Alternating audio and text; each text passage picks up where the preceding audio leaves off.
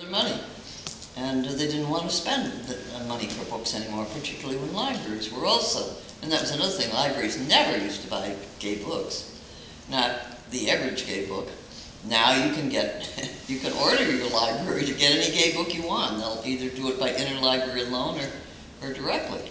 So, so now publishers know that homosexual books don't sell, whether they're male or female. Now there's an exception there. Some male literature does sell. For instance, somebody like Edmund White.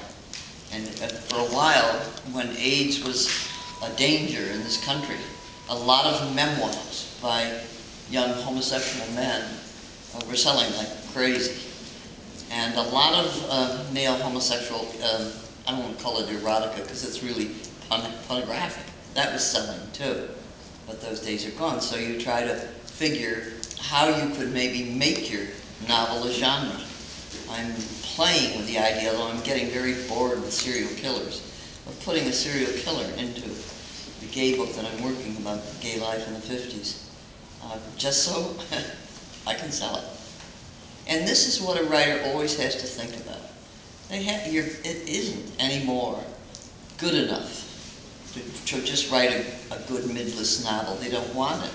In the old days, somebody like Ann Tyler, who was, I think, a very interesting and good writer, they carried her for a while. She didn't catch on right away. I think her first book was called The Tin Can Tree, and it was about some kid that loved a rock star, and she carved his initials in her forehead, and it was a very crazy experimental novel.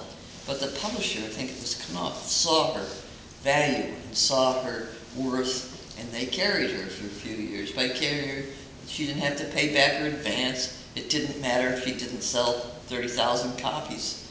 It didn't matter. They knew she was good. That's gone. There's no more of that. No more do publishers see you as interesting and decide to carry you. They see you as young, that's in your favor.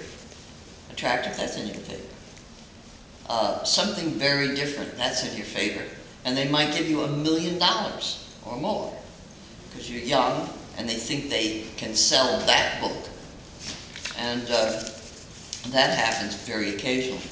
But otherwise, they haven't got any interest in developing or helping you. You're on your own.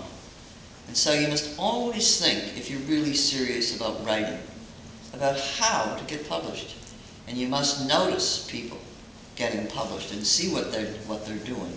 I often, when I'm in the library and I don't have anything to do right away, I will read the opening couple paragraphs of every book around, just to see what interested this editor. How did this editor get interested in this book? And often you can tell right away. And if you pick genre up, you can often tell right away, because a murder will happen on the first page. Or genre writers are very gimmicky. They know how to attract. And so these are things you have to think about. I'm going to stop a minute and say, does anybody have any questions or anything on their own minds about writing? Are there any markets you're interested in? Please don't mention poetry, because I haven't a clue how you sell poetry. I do know that poets like Diane Winkowski, I don't know if you know her, but she spends a lot of her spare time writing propositions to colleges about speaking. And she sends these out to every college going, because she depends an awful lot on her speaking money for her living. Just as famous writers like Margaret Mead did. Not everybody bought Margaret Mead's books, but when she did a reading, kids would come, people would come, and she sold a lot of her books that way. And people have to think about that. They have to think, if you want to communicate, you have to think, how are you going to be able to do it? I'm going to stop a minute and ask if there's any questions. Does anybody have any questions? Yeah, do you? In the back. Want to come join us?